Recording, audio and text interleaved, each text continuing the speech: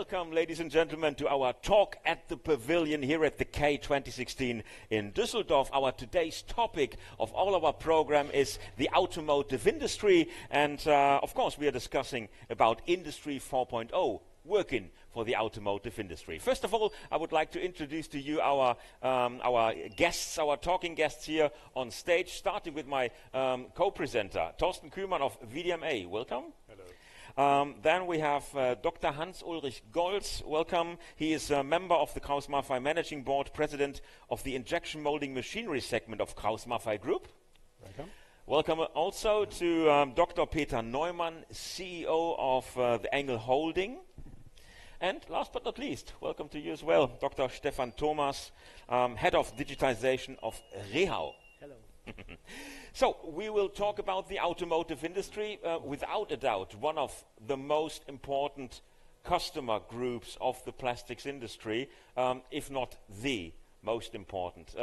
Of course, Industry 4.0 is something the companies or the industry is discussing all the time, between OEMs, their suppliers, and of course with the machine manufacturers. Dr. Thomas, what is the day-by-day business topic when you talk to your customers about Industry 4.0? Actually, I would say it started pretty much in the beginning when we talked about operational efficiency. This was the first topic. Industry 4.0 is a driver for operational efficiency.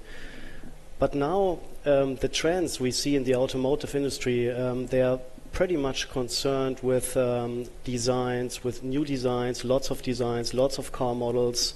Then e-mobility, a next factor which comes in. So I would say, it's complex to handle these many designs and variants you see at the moment. And on the other hand, you have big uncertainties as well. What will happen? When will the e-mobility really be at the edge where a lot of different models will come in? So flexibility is more the topic of today when we talk about Industry 4.0. How can we handle this variety, this uncertainty through flexibility? Yeah? We'll come back to this point later on. Dr. Neumann, automotive industry, I guess for you at Engel, is one of your important customer groups.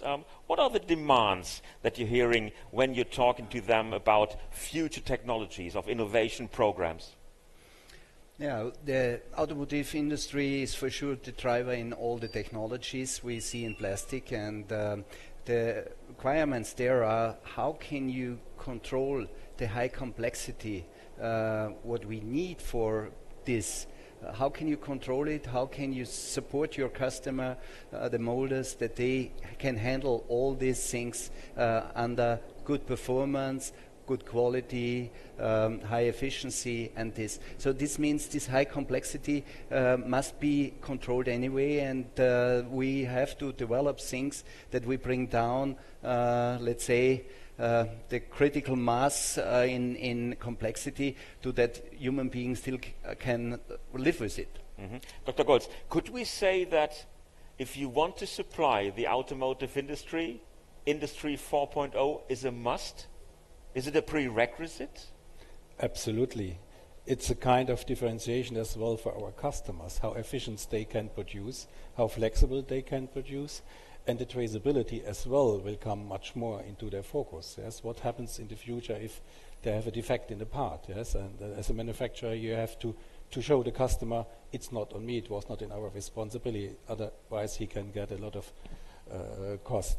So this will drive our business for sure and has a high importance. Dr. Thomas, if we talk about your smart factory, this is nothing which has just happened by night. What are the steps you have taken to come closer to a smart factory? Yeah, I would say, if you say we talk about our smart factory, it's a thing that's underway. I wouldn't say we haven't developed the complete smart factory up to now.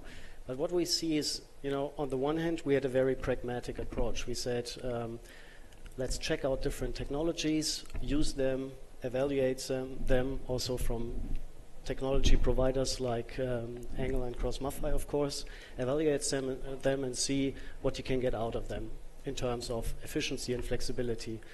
what we see, what's more important is also that you have like a strategic vision, that you have a vision, how with the plant of the future, how should it look like? What are the demands from our customers? How is the trend in the automotive industry? How do we compete against our competitors? And what does this mean then for example, manufacturing, for logistics, for plant design, for all these aspects to really come to this, I would say, more flexibility that we want to achieve at the end. What role does a lean factory play in that context? Lean is an initiative we started years ago already, and I would say it's the initiative in our company, and we see it as a close link. Lean and Industry 4.0, it's not like two worlds that are just aside, but we from our approach, we say lean helps us to reduce the complexity in the plant, but then to cope with this remaining complexity, therefore we use Industry 4.0 technology, so it goes hand in hand from our side. When we're looking back 3 years at the last K we had here in Düsseldorf, there were some companies taking Industry 4.0 into their account and talking about it slightly, but actually it wasn't an overall topic all over the exhibition. This year, only 3 years later, this has completely changed. So has the industry had such kind of a paradigm change ever before, like now, in these only 3 years? I wouldn't say. Industry 4.0 is coming out from the US to us, yes? I wouldn't say that we didn't work in that. Intelligent machines is an area we are working since years, and we launched the first products 2 years ago in that direction, yes, before Industry 4.0 was on the table like that. If you look to interactive services, remote control, or remote service, yes, we are offering since years, yes. So we are working on that direction, but we didn't have such a headline we do have now, and maybe it wasn't in that attention at our customer side like we have it today. Dr. Neumann, many people say this is the fourth industrial revolution. Do you agree? For example, for the automotive industry, is this the revolution? I think Industry 4.0 is a good label at first, and I think, as Mr. Golz said before, we are already doing it for many years. This is not a big bang that you say it's now Industry 4.0. It's many steps which are going always in one direction. This is the digitalization of all the equipments and peripherals and then.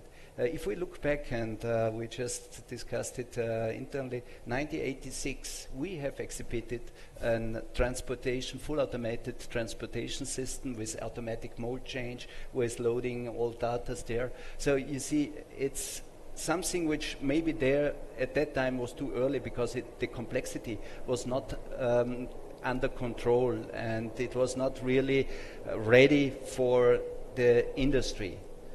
Today, with all the new technologies we have, I think we can realize those things. Okay. So I would not say it's a revolution, it's just a move in this direction. I would like to dig a little bit deeper with you, because when we're wondering about the K this year, nearly everybody is talking about Industry 4.0, and they're showing the positive side, the advantages of this technology. But let's talk open. There is also a backside on it, right? Because if we look into the automotive industry, the suppliers are sometimes suffering from a very harsh business attitude of their customers, of the OEMs. Transparency of cost details is an issue. Will that be worse in the future? That might be the question of some of the automotive suppliers. Will Industry 4.0 open more doors eventually, Dr. Golz? It may be. At the one side there are opportunities, at the other side there are risks. If you look to the opportunities, we are highly interested in getting data from our machines out of the production to learn much more about the behavior of our machines. Yes? To see if a part is failing in the machines, are there signals in the machines, so I can predict it before. And then take it back, program intelligent predictive maintenance software, for instance. So there would be a high use to get the data back. And at the one side, we see that the customers, they don't want to give us the access to the data of our machines. At the other side, for sure, there are risks that the customers might request for data we don't like to give them. Yes, but this is a daily discussion we have. Yes, we have a lot of requests from customers. They request something, and it's our decision as a company what we want to do and not. That's clear. Dr. Thomas, is that only a bright future, or is there a risk included? I mean, there's always a risk, but that's why we are in business, to take risks as well, it's clear. But if you think, I mean, my biggest statement today is always flexibility is the topic. And if you want to achieve flexibility, it's clear that you also have to be open on that. You have to have a transparent supply chain at the end, and people have to share information and data. And we see this also as an advantage for us at the end, yeah. Dr. Neumann, how important do you regard data security, and what are you undertaking in this field? I think there's still a very, very critical point of data security, also in the legislations. Each country has their own legislation on that. There we sometimes I think we even don't know which risk we are in with such transfers of data and so on. So that's, I think, still an issue where we as machine builder, let's say, sometimes have the blue eyes to go in this. We say, okay, we do this, we make a good solution on that, but if something happens with the data, who is then responsible for that? And so I think that has to be discussed very carefully, and I would say, especially in the OEMs, there's very strict restrictions very often, which then are, let's say, even so strong that you can even not do something, and you cannot implement systems because their IT security, procurement, and whatever is behind it, they say no. In this way, we cannot open our doors for it. On the other side, this new technology trend gives the suppliers an additional asset. They are becoming more some kind of interchanging partners of data, of sensoring, of networking within the factory. Doesn't that make the supplier even stronger in the future? That's what we see actually as the biggest opportunity, to manage the complete data of a supply chain, for example, and to provide this data, of course, at the end to the OEM. That's what we see as the biggest chance. Yeah. Let's talk about quality. The automotive industry is extremely eager to increase quality levels, to have it even improved. How can Industry 4.0 contribute to the automotive industry aims of quality improvement? Very simple example. We talk about intelligent machines. Intelligent machines means the machines has to analyze itself the process and to control the process at the end. At the end, we get much more stable processes. That is what we are doing with APC Plus at that time. We are selling quite successfully because the process reliability increased a lot. Another thing is traceability, what I mentioned at the beginning, yes? So even because the OEMs are making pressure to the tier ones, yes, I want to be sure if I assemble a part in my car, for instance, yes, maybe at the airbag housing, something like that, a security part, yes, I want to make sure that this part is all right, yes? And that should be documented at the end, yes? And with Industry 4.0, we can do it. We are showing it as well with the traceability, that we print a QR code on the part, and even in 3 or in 5 or in 10 years, you can see all the process data from the production of exactly this part. So it's well documented. So there are a lot of, I would say, good sides as well in this direction. We are on K-Show, and of course it's all about look and feel. Dr. Neumann, tell us, what is your example for Industry 4.0 here on K-Show? Maybe for the automotive industry. Yeah, really, that's again what I want to say. It's Industry 4.0 is a label for many things. Yes. And we see it that we offer to the market individual steps and technologies which in Zoom will lead to higher flexibility, better control, and so on. But each individual step has his own value and should be able to implement it at the customer so that he can see the benefits. We should stay a little bit, I would say, floor and not only in the clouds with Industry 4.0. And that's, I think, a very important part for, especially for our industry, where we really are producers and we are servicing producers again. And it's not only software, it's really hardware we all have to do daily. And so, for example, we have developed a system where you can measure your screw wear, even that you have not to interrupt your production. You can do it from outside.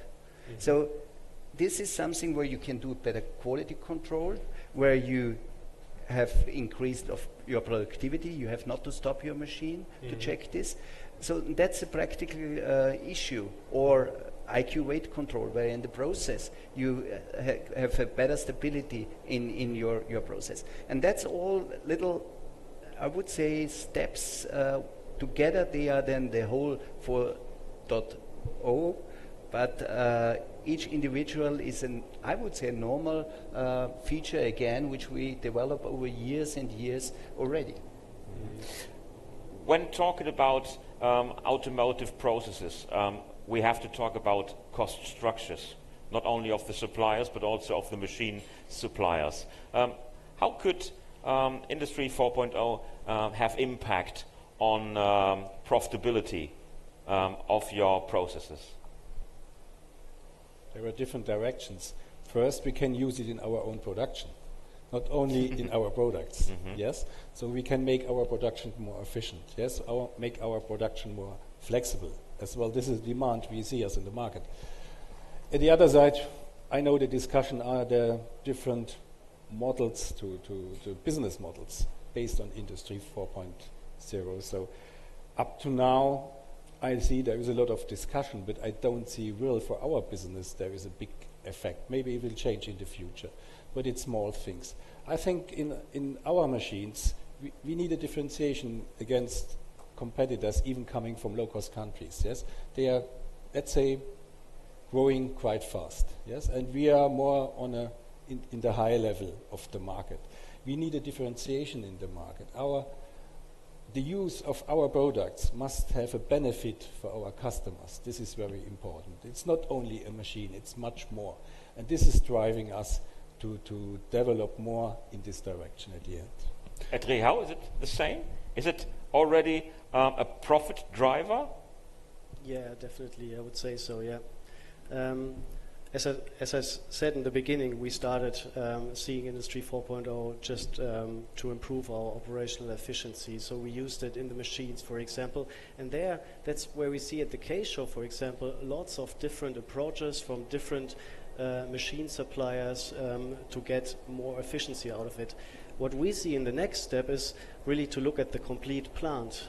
And there we see still some lacks, also lacks in terms of technology, in terms of interface design, for example, and so on. So there I would say we still have lots to do, but not only Rehau as a part producer, but also we all together in the complete industry. Yeah? Okay. Now, if we look at the whole system from the customer side, the customer always wants to have the choice. That's competition, but that's good competition. The customer wants to have a choice between machine A, B, C. Now, what role does standardization play in this regard, and what's in place right now? I think especially in this segment where we are not having any advantage in our competition, but it is, let's say, the comfort for the customer there we have to look for standardization. And I think Euromap, the organization for injection molding machines or plastic machinery, has done already big efforts on that. And if you see now this open interface, this will help us to integrate many of other peripheral equipments and things where we normally would have individual interfaces, and this helps really the customer to do it for a KraussMaffei machine, the same as for an Engel machine or for another machine. And I think this doesn't make any differentiation in our machines, and there's no advantage for one or each other, but it helps the customer really to integrate things in the system. Now yes, Euromap is the European Association for Plastics and Rubber Machines. Does this standard only apply for European machines, or is this a global standard which everyone can join in? At the end, the market will decide about it, yes. Yeah. If it's a very good standard, and if there is maybe the majority of the machine builder, they will accept the standard. The majority of the peripheral equipment builder will accept the standard.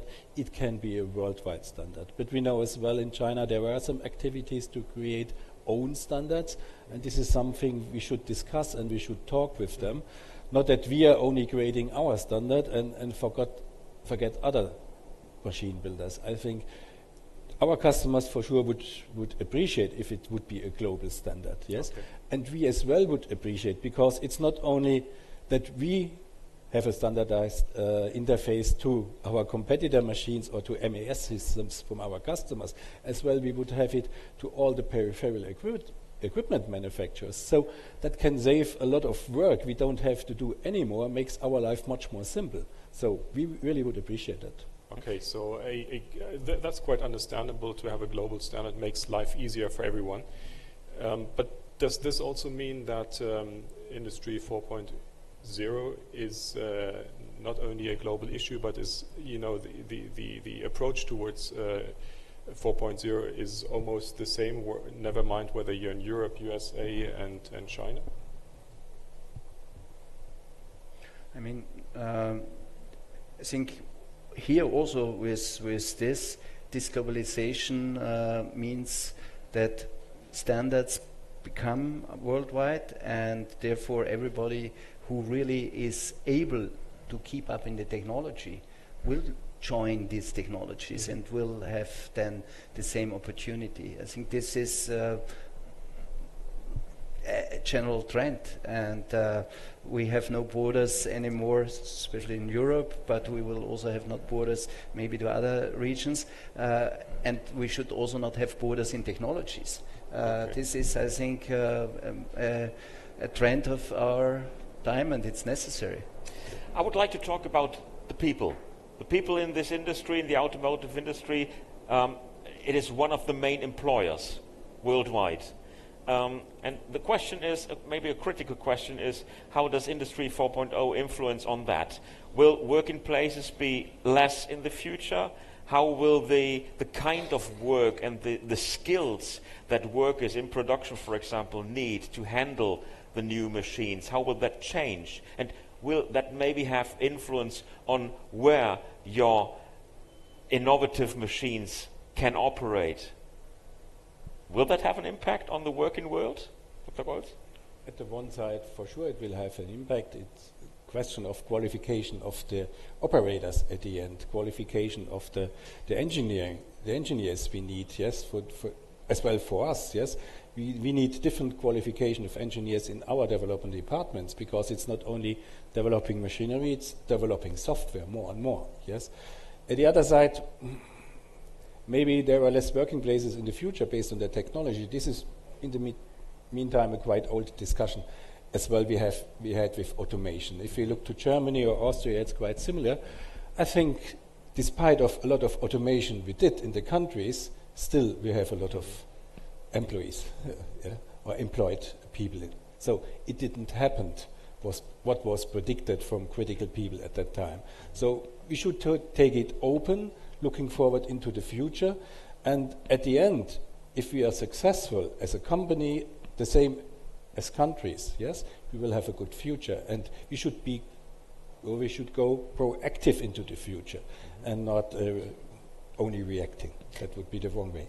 Dr. Neumann, I've seen that on your displays, on your panels, where the machines can be operated, and they have changed quite a lot in the last, let's say, 10 years. While you had to have a really skilled worker to handle your machines 10 years ago, now the machine itself is explaining the next process steps. You even can avoid failures in the manipulating of the machine. That opens the door to a complete new world of workers who can operate such machines, right? Yeah, the general requests of our customer, which are operating also worldwide and have sometimes high-end technologies in regions where they don't get the well-skilled workers, they would like to have a machine which, let's say, handles themselves and operates, let's say, automatically, correcting failures and so on. The vision would be really a self-optimizing machine to have. We have a long way to go, but this is a goal. We have to create software supports for the machine and not for the operator, because the operator in the end should not have any more this function which he has today. He should not change anything on the machine. He changed the mold, or he has to control that material is there, whatever. But the process itself, that would be the ideal situation, that the machine itself can optimize it and correct failures. Industrie 5.0. Yes, yes.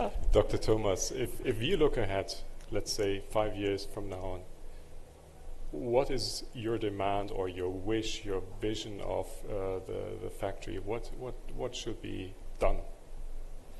I would say, first of all, I would wish that we would have like a plug-and-play interface where you get a machine, you plug it in, and it works. Yeah, this would be, first of all, and it works under Industry 4.0 completely in the network, to say so. This would be the first wish. Afterwards, I mean, what I see is also from time to time with concerns that you have lots of different MES systems, lots of different cloud systems. I mean, in the former times we had people that did automation and we had people that did IT. Now these two worlds, they merge together, and so I think we have to find solutions for that as well, to really establish a flexible routing, for example, in a plant. Yeah. So, but this would be my dream at the end, if we would have really plug-and-play machines and a very easy handling of the complete data in the factory. And what is your dream for the next, let's say, 5 or 10 years at KraussMaffei? Plug and play, that's as well a dream for us too. Sounds good, right?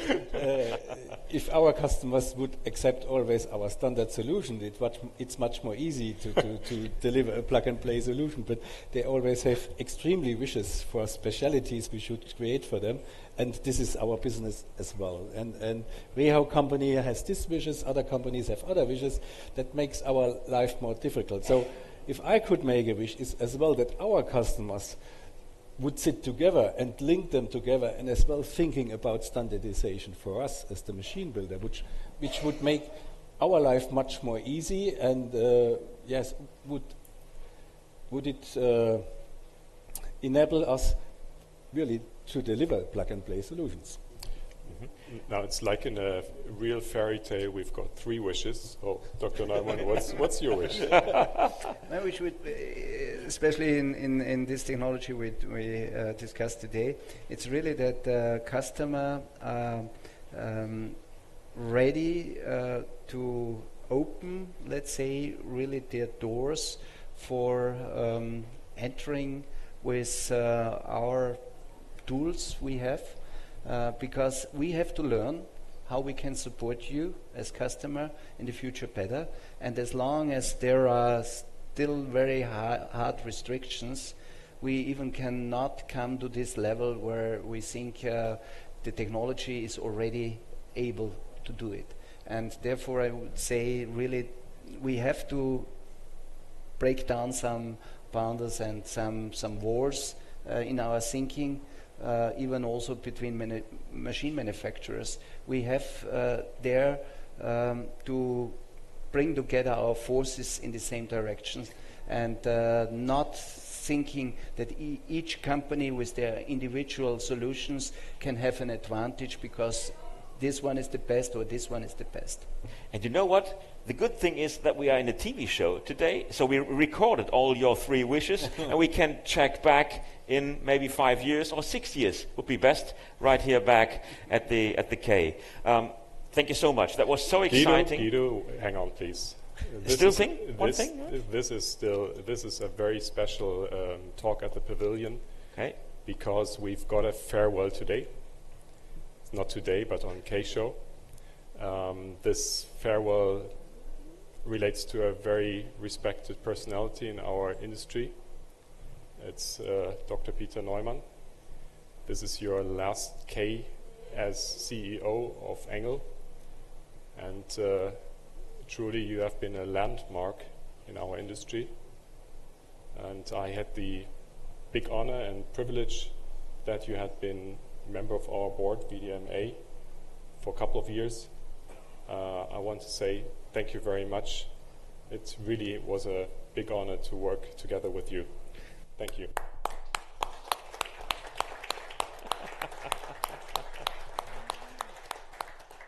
What a nice ending for this little show. Thank you very much, gentlemen, for being here. It was a great honor having you here. Thank you here at the TV Pavilion at the K for watching our show. And thank you for watching. If you like, we'll be back tomorrow right here at the heart of the K in the year 2016. Thank you and bye.